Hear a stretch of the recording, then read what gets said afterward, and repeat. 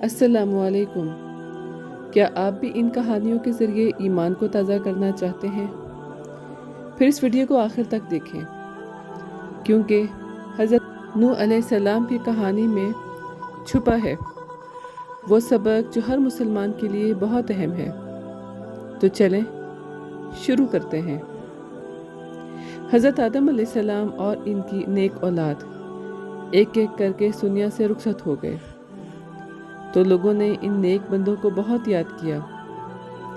شیطان نے لوگوں کے دلوں میں یہ بات ڈالی کہ ان نیک لوگوں کی یاد میں ان جیسے مجسمے یعنی بت بنا لیے جائیں۔ لوگوں نے ایسا ہی کیا۔ انہوں نے ود، سوا، یاغوث، یعوق اور نصر جیسے ناموں کے بت بنائے اور رکھ دیے۔ شروع میں لوگ انہیں نہیں پوچھتے تھے، بس یاد کے طور پر رکھتے تھے۔ پھر وقت گزرا اور وہ لوگ مر گئے جن کو اصل حقیقت کا علم تھا۔ نئی نسلیں آئیں اور جب علم کم ہو گیا تو لوگوں نے ان بتوں کی پوجا شروع کر دی۔ یوں بت پرستی کا وائرس پھیلنا شروع ہو گیا۔ اس گمراہی کو روکنے کے لیے اللہ تعالیٰ نے حضرت نوح علیہ السلام کو رسول بنا کر بھیجا۔ حضرت نوح علیہ السلام کی عمر اس وقت تقریباً 40 سال تھی۔ اللہ نے انہیں حکم دیا کہ اپنی قوم کو ڈراؤ کہ اگر وہ اللہ کی بات نہیں مانیں گے تو دنیا میں بھی سخت عذاب آئے گا اور آخرت میں بھی دردناک سزا ملے گی۔ حضرت نوح علیہ السلام نے لوگوں سے صاف کہا، اے میری قوم، میں اللہ تعالیٰ کا صاف طور پر ڈرا دینے والا پیغام لایا ہوں۔ اللہ کی بندگی کرو، اسی سے ڈرو اور میری بات مانو۔ اگر تم نے بات مان لی تو اللہ تمہارے گناہ معاف کر دے گا اور تمہیں عذاب سے بچا لے گا۔ لیکن ان کی قوم نے جواباً بغاوت کی۔ انہوں نے کہا، تو جھوٹا ہے، تو دیوانہ ہے۔ اگر تو اپنی باتیں نہیں روکے گا تو ہم تجھے پتھروں سے مار دیں گے۔ ان سب باتوں سے انہوں نے حضرت نوح علیہ السلام کا مذاق اڑایا، توہین کی اور ہر طرح کی تکلیف دینے کی کوشش کی، مگر حضرت نوح علیہ السلام سب کچھ برداشت کرتے رہے۔ وہ مسلسل اپنی قوم کو سمجھاتے رہے، اے میری قوم، اللہ کی عبادت کرو، اس کے سوا کوئی معبود نہیں۔ اگر تم میری بات نہیں مانو گے تو مجھے خوف ہے کہ تم پر بہت بڑا عذاب آ جائے گا۔ لیکن ان کی قوم کے بڑے لوگ جو کہ بت پرستی میں ملوث تھے کہنے لگے، ہمیں لگتا ہے کہ تو بہت بڑی گمراہی میں ہے۔ حضرت نوح علیہ السلام نے بڑی نرم دلی سے اور محبت سے جواب دیا، اے میری قوم، مجھ میں کوئی گمراہی نہیں ہے، میں تو تم سب کا بھلا چاہتا ہوں۔ اللہ نے مجھے اپنا رسول بنا کر بھیجا ہے۔ میں وہی باتیں تمہیں بتا رہا ہوں جو اللہ نے سکھائی ہیں اور جو باتیں تم نہیں جانتے۔ انہوں نے یہ بھی کہا، تمہیں حیرانی کیوں ہو رہی ہے کہ تم میں سے کسی ایک شخص کو اللہ نے پیغام دینے کے لیے چن لیا تاکہ وہ تمہیں گناہوں سے ڈرا سکے، تاکہ تم اللہ سے ڈرو اور اللہ تم پر رحم کرے۔ پھر حضرت نوح علیہ السلام نے ایک اور دلیل دی، میں تمہیں صاف صاف ڈرا رہا ہوں کہ اللہ کے سوا کسی کی عبادت نہ کرو۔ اگر تم نے بات نہ مانی تو اس دن کا عذاب تمہیں پکڑ لے گا جو بہت ہی دردناک ہوگا۔ اب ان کے قوم کے سرداروں نے 3 اعتراضات کیے۔ پہلا، تو ہماری طرح ایک انسان ہے، تجھے کوئی خاص مرتبہ تو نہیں ملا، پھر ہم تجھے کیوں مانیں؟ دوسرا، تیرے ساتھ جو لوگ ہیں وہ سب غریب اور نیچ طبقے کے ہیں، بغیر سمجھے تیرے ساتھ جڑ گئے ہیں۔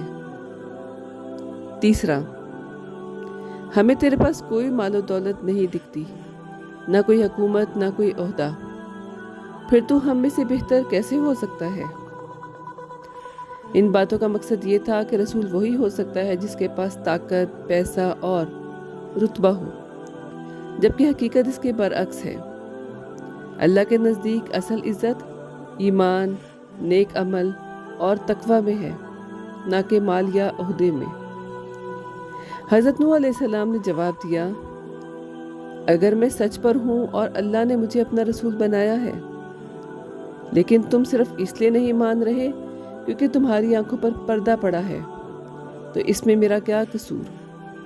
اور ہاں، میں نے کبھی تم سے کوئی انعام یا پیسہ نہیں مانگا، میرا انعام تو اللہ کے پاس ہے۔ وہ کہتے ہیں کہ میرے ساتھ غریب لوگ ہیں، تو کیا میں انہیں اپنے سے دور کر دوں؟ نہیں، وہ لوگ تو اللہ کے قریب ہیں اور تمہاری طرح مالدار نہیں۔ اگر میں انہیں دور کروں تو اللہ کا عذاب مجھ پر آ سکتا ہے۔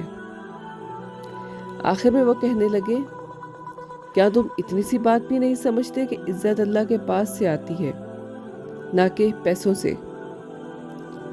حضرت نوح علیہ السلام نے اپنی قوم کو دن رات سمجھایا کہ صرف اللہ کی بات مانو، اس کے ساتھ کسی کو شریک نہ کرو، لیکن ان کی قوم، خاص طور پر جو بڑے امیر لوگ تھے، انہوں نے ان کی باتوں کو رد کر دیا، اور ان کا کہنا تھا کہ اگر کوئی واقعی ہی اللہ کا رسول ہوتا تو وہ انسان نہیں بلکہ کوئی فرشتہ ہوتا۔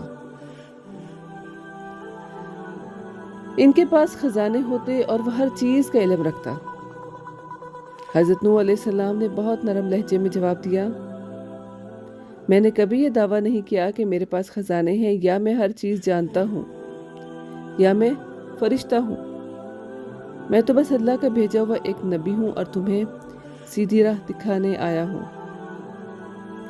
انہوں نے یہ بھی کہا کہ جو غریب مسلمان ہیں جنہیں تم نیچی نظر سے دیکھتے ہو، میں یہ نہیں کہتا کہ اللہ انہیں دنیا یا آخرت میں کوئی بھلائی نہیں دے گا۔ اصل بات یہ ہے کہ ان کے دلوں میں کیا ہے، سچائی یا دکھاوا، یہ صرف اللہ ہی جانتا ہے، اور بدلے کا فیصلہ بھی وہی کرے گا۔ اگر میں صرف تمہارے کہنے پر ان کے ایمان کو جھوٹا مانوں اور انہیں اپنے سے نکال دوں تو یہ ظلم ہوگا، اور اللہ کا فضل ہے کہ میں ظالموں میں سے نہیں ہوں۔ پھر قوم کے کافر سرداروں نے غرور میں کہا، اگر تم سچے ہو تو وہ عذاب لے آؤ جس کی بار بار ہمیں دھمکی دیتے ہو۔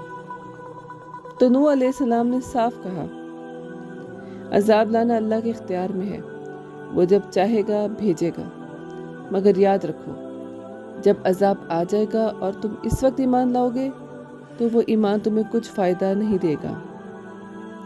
اس کے بعد وہ کافر سردار اپنی قوم سے بولے، یہ نوح تو ہماری طرح کا ایک انسان ہے، کھاتا پیتا ہے اور چاہتا ہے کہ ہم اسے بڑا مانیں، یہ تو صرف ہمارا حکمران اور سردار بننا چاہتا ہے، اور ہم پر حکمرانی کرنا چاہتا ہے۔ اگر اللہ کو کوئی نبی بھیجنا ہوتا تو فرشتہ بھیجتا۔ ہم نے اپنے آباء و اجداد کے دور میں کبھی یہ نہیں سنا کہ کوئی انسان بھی رسول ہو سکتا ہے۔ لگتا ہے اس پر کوئی جنون سوار ہے۔ تھوڑی دیر دو، یہ ٹھیک ہو جائے گا، ورنہ مار ڈالو۔ حضرت نوح علیہ السلام نے پھر بھی ہمت نہ ہاری اور بڑی محبت سے کہا، کیا تم اللہ سے نہیں ڈرتے؟ میں تو اللہ کا ایک امانت دار رسول ہوں، میں تم سے کوئی پیسہ یا انعام نہیں مانگتا، میرا انعام صرف اللہ کے پاس ہے۔ لیکن ان کی قوم نے پھر بھی مذاق اڑایا، ہم تمہاری بات کیسے مان لیں جب تمہارے پیچھے صرف غریب اور نیچ لوگ ہیں؟ اس پر نبی نے جواب دیا، جو میری بات مان چکے ہیں میں ان کے بارے میں کچھ نہیں جانتا، ان کا حساب اللہ کرے گا، میں کیوں انہیں دور کروں صرف اس لیے کہ تمہیں ناپسند ہے وہ؟ پھر جب حضرت نوح علیہ السلام نے دیکھا کہ یہ لوگ کسی بھی صورت میں ایمان لانے والے نہیں ہیں تو انہوں نے اللہ سے دعا کی، اے میرے رب، میں نے اپنی قوم کو دن رات بلایا، مگر جتنا میں انہیں بلاتا ہوں وہ اتنا ہی منہ موڑتے ہیں۔ میں نے انہیں توبہ کی دعوت دی تاکہ تو انہیں معاف کر دے، مگر انہوں نے نہ صرف انکار کیا بلکہ اپنے پرانے بتوں کو چھوڑنے کو بھی تیار نہ ہوئے اور دوسروں کو بھی گمراہ کرتے رہے۔ اے میرے رب، ان کافروں کو زندہ مت چھوڑ، اگر تو نے انہیں چھوڑ دیا تو یہ تیرے اور تیرے بندوں کو بھی گمراہ کر دیں گے اور ان کی نسلیں بھی گناہگار ہوں گی۔ پھر اللہ نے ان کی دعا قبول کی اور حضرت نوح علیہ السلام اور ان کے ایمان والوں کو بچا لیا اور باقی سب کو ایک بڑے عذاب سے ہلاک کر دیا۔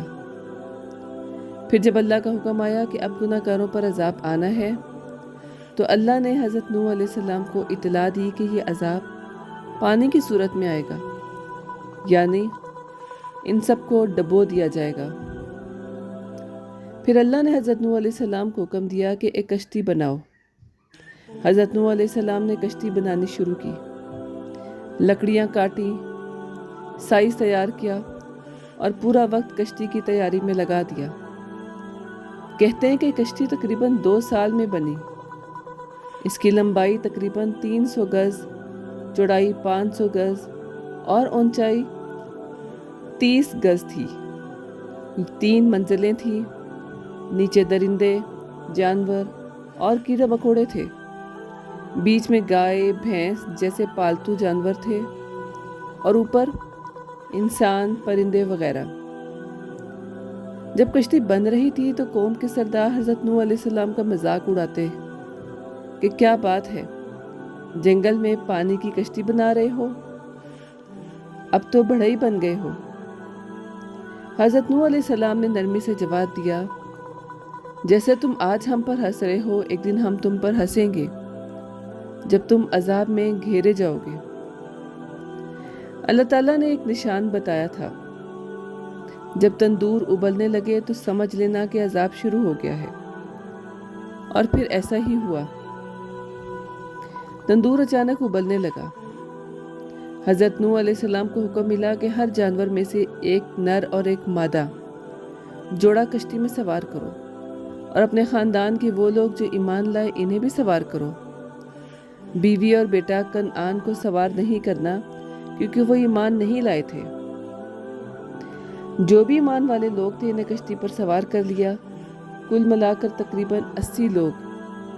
کچھ جانور جیسے سانپ اور بچھو بھی آئے اور عرض کی کہ ہمیں بھی ساتھ لے چلو، ہم وعدہ کرتے ہیں کہ جو تمہارا ذکر کرے گا ہم اسے کبھی نقصان نہیں پہنچائیں گے۔ جب سب سوار ہو گئے تو حضرت نوح علیہ السلام نے کہا، بسم اللہ۔ اس کشتی کا چلنا اور رکنا صرف اللہ کے حکم سے ہے۔ کشتی اللہ کے حکم سے چل پڑی، اور اللہ نے حضرت نوح علیہ السلام کو یہ دعا سکھائی کہ جب تم کشتی پر سوار ہو جاؤ تو کہو، ساری تعریف اللہ کے لیے ہے جس نے ہمیں ظالموں سے بچایا، اور جب کشتی سے اترنا ہو تو کہو، اے میرے رب مجھے ایک برکت والی جگہ اتار، اور تو ہی سب سے بہتر اتارنے والا ہے۔ حضرت نوح علیہ السلام کی قوم نے حد سے زیادہ نافرمانی کی تو اللہ تعالیٰ نے ان پر بہت بڑا عذاب بھیجا۔ آسمان سے شدید بارش شروع ہو گئی، اور یہ بارش 40 دن اور 40 رات تک مسلسل برستی رہی۔ زمین سے بھی اتنا پانی نکلا کہ پوری زمین ایک سمندر بن گئی۔ پانی اتنا بڑھ گیا کہ وہ پہاڑوں سے بھی اوپر چلا گیا۔ ہوا اتنی تیز چلی کہ پہاڑ جیسے بڑی بڑی لہریں اٹھ رہی تھیں۔ انہی لہروں کے درمیان حضرت نوح علیہ السلام کی کشتی اللہ کے حکم سے چل رہی تھی، اور اسی دوران ایک بڑا واقعہ پیش آیا۔ حضرت نوح علیہ السلام کا بیٹا جس کا نام کنعان تھا، حضرت نوح سمجھ رہے تھے کہ وہ مسلمان ہے، لیکن دراصل وہ دکھاوا کر رہا تھا۔ جب طوفان آیا تو کنعان کشتی سے باہر ایک اونچی جگہ پر کھڑا تھا۔ حضرت نوح نے اسے پکارا اور کہا، میرے بیٹے ہمارے ساتھ کشتی میں سوار ہو جاؤ، کافروں کے ساتھ نہ رہو۔ لیکن کنعان نے جواب دیا، میں کسی پہاڑ کی اونچائی پر چڑھ جاؤں گا اور وہ مجھے پانی سے بچا لے گا۔ حضرت نوح نے فرمایا، آج اللہ کے عذاب سے کوئی نہیں بچ سکتا سوائے اس کے جس پر اللہ رحم کرے۔ اتنا کہتے ہی ایک بڑی لہر ان کے اور ان کے بیٹے کے درمیان آ گئی، اور کنعان بھی ڈوب گیا۔ وہی کنعان جو نبی کا بیٹا تھا، لیکن کافروں کے ساتھ دینے کی وجہ سے ہمیشہ کے لیے تباہ ہو گیا۔ اس کے بعد حضرت نوح علیہ السلام نے اللہ تعالیٰ سے دعا کی، اے میرے رب، تو بڑا ہے، تو طاقتور ہے، میرا بیٹا بھی تو میرے گھر والوں میں سے تھا، تو نے مجھ سے اور میرے گھر والوں سے بچانے کا وعدہ کیا تھا، تیرا وعدہ سچا ہے اور اس میں کوئی شک نہیں، تو سب سے زیادہ جاننے والا اور سب سے زیادہ انصاف کرنے والا ہے۔ اللہ ताला ने फरमाया, ए नूह, तेरा बेटा तेरे घर वालों में से नहीं, वो इन लोगों में से नहीं जिन्हें मैंने बचाने का वादा किया था। इसका अमल सही नहीं था क्योंकि वह दरअसल काफिर था, लिहाजा तुम ऐसे शख्स की सिफारिश ना करो जिसके बारे में तुम्हें पूरी बात नहीं मालूम। ये सुनकर हज़रत नूह अलैहिस्सलाम ने अल्लाह की बारगाह में आजिज़ी से कहा, ए मेरे रब, मैं तेरी पनाह मांगता हूँ कि मैं ऐसी चीज़ मांगूँ जिसके बारे में मुझे नहीं मालूम कि वो तेरी हिकमत के मुताबिक है या नहीं। अगर तूने मेरी इस गलती को माफ़ ना किया और मेरी बात को कबूल ना किया तो मेरा हाल भी इन्हीं लोगों जैसा हो जाएगा जो नुकसान में हैं। हज़रत नूह अलैहिस्सलाम की एक बीवी थी जो अंदर से काफिर थी। वो अपनी कौम के साथ मिलकर कहती कि नूह तो पागल है। जब तूफान आया तो वो भी डूब गई और अल्लाह ताला ने इसे एक बड़ी इबरतनाक मिसाल बना दिया। सिर्फ नबी से ताल्लुक़ होने से कोई फ़ायदा नहीं होता अगर दिल में ईमान ना हो। ये औरत नबी की बीवी थी मगर काफिर होने की वजह से जहन्नम में चली गई। फिर तूफान का अंजाम क्या हुआ? मेरे दोस्तों, वो सब कुछ डूब चुका जो और अल्लाह का मुकम्मल अजाब हो चुका। तो अल्लाह ताला ने ज़मीन से कहा, ए ज़मीन, अपना पानी निगल जा, और आसमान से कहा, अब बारिश बंद कर दे। फिर कश्ती कई महीने घूमने के बाद जब ज़मीन खुश्क हो गई तो आखिरकार जोदी नाम के एक पहाड़ पर जाकर टिक गई। हज़रत नूह अलैहिस्सलाम की कौम ने जब बार बार समझाने के बावजूद गुनाह और ज़िद ना छोड़ी तो अल्लाह ताला ने इन्हें इनके गुनाहों की वजह से खौफनाक तूफान में डुबो दिया। यहाँ तक कि आप जान चुके हैं, लेकिन बात यहीं ख़त्म नहीं हुई। डूबने के बाद भी इन पर अजाब जारी रहा और इन्हें बरज़ख की आग में डाल दिया गया। तो इस कहानी से हमें ये सबक मिलता है, जो लोग नबी की बात नहीं मानते इन पर अल्लाह का अजाब ज़रूर आता है। सिर्फ रिश्ता होने से कुछ नहीं होता, ईमान होना भी ज़रूरी है। जो लोग अल्लाह पर ईमान रखते हैं अल्लाह इन्हें बचा लेता है और अल्लाह की कुदरत बहुत बड़ी है। वह जब चाहे समंदर से उठा दे और जब चाहे कश्ती को बचा ले। हज़रत नूह अलैहिस्सलाम की कश्ती तवील सफ़र के बाद आखिरकार जोदी नाम के पहाड़ के पास जाकर ठहर गई। तो उस दिन 10 मुहर्रम यानी आशूरा था। इस खुशी में अल्लाह का शुक्र अदा करने के लिए हज़रत नूह अलैहिस्सलाम ने रोज़ा रखा और अपने साथियों से कहा कि सब रोज़ा रखें। जब ज़मीन से सारा पानी खुश्क हो गया तो अल्लाह ताला ने हज़रत नूह अलैहिस्सलाम से फरमाया, ए नूह, अब तुम हमारी तरफ से सलामती और बरकतों के साथ कश्ती से उतर जाओ। ये सलामती और बरकतें तुम्हारे साथियों पर भी हों। इस वाक़े से हमें ये मालूम होता है कि जो लोग हज़रत नूह अलैहिस्सलाम के साथ ईमान लाए वो अल्लाह की रहमत और सलामती में आ गए, और जो नाफरमान थे इन पर अजाब आया और इनके लिए आखिरत में अजाब मुकर्रर किया गया। हज़रत नूह अलैहिस्सलाम और ईमान वाले जब कश्ती से उतर आए तो सबसे पहला शहर आबाद किया गया जिसका नाम था सुकु समानीन। ये जगह आज के इराक के मोसुल के करीब एक पहाड़ के पास है। तब दुनिया में वही एक बस्ती आबाद हुई और 2 पुरानी इमारतें, एक गुंबद और एक मीनार, जो तूफान में भी बची रही। हज़रत नूह अलैहिस्सलाम की वसीयत थी कि जब उनकी वफ़ात का वक्त करीब आया तो आपने अपने बेटे साम को बुलाया और 4 बातों की नसीहत की। पहली, हमेशा इस बात की गवाही देना कि अल्लाह के सिवा कोई माबूद नहीं। दूसरी, ज़्यादा से ज़्यादा सुभान अल्लाह और अल्हम्दुलिल्लाह पढ़ते रहना। तीसरी, कभी अल्लाह के साथ किसी को शरीक ना करना। चौथी, अल्लाह को छोड़कर किसी और पर भरोसा ना करना। हज़रत नूह अलैहिस्सलाम की वफ़ात का वक्त आया तो मलकुल मौत यानी हज़रत अज़राइल अलैहिस्सलाम आए और पूछा, ए नूह, आप तो सबसे तवील उम्र वाले बड़े नबी हैं, बताइए आपने दुनिया को कैसा पाया? हज़रत नूह अलैहिस्सलाम ने फरमाया, دنیا تو مجھے ایسی لگی جیسے کوئی شخص ایک گھر میں داخل ہوا جس میں 2 دروازے تھے۔ وہ ایک دروازے سے آیا اور دوسرے دروازے سے نکل گیا۔ سوچیں کتنی طویل زندگی تھی، لیکن یہ دنیا پھر بھی ناپائیدار ہے۔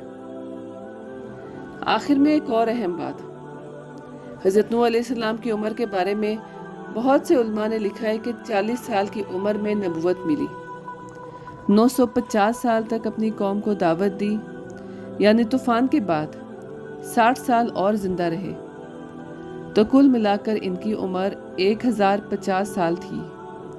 کچھ بزرگوں کا کہنا ہے کہ وہ 1600 سال تک زندہ رہے۔ حضرت نوح علیہ السلام کی کہانی ہمیں یہ بھی سکھاتی ہے کہ صبر اور استقامت کے ساتھ اللہ کی رضا کے راستے پر چلنا بہت ضروری ہے۔ نوح علیہ السلام نے اپنی قوم کو اللہ کی ہدایت دکھائی، اور کامیابی کا اصل راستہ صرف اللہ کی عبادت میں ہی ہے، یہ بھی سکھایا۔ اس کہانی سے ہمیں یہ سیکھنے کو ملتا ہے کہ دعا اور اللہ پر بھروسہ رکھنا ہماری زندگی کے مشکل ترین لمحوں میں بھی ہماری مدد کرتا ہے۔ نوح علیہ السلام نے اپنی قوم کے لیے دعا کی اور اللہ کے فیصلے پر ایمان رکھا۔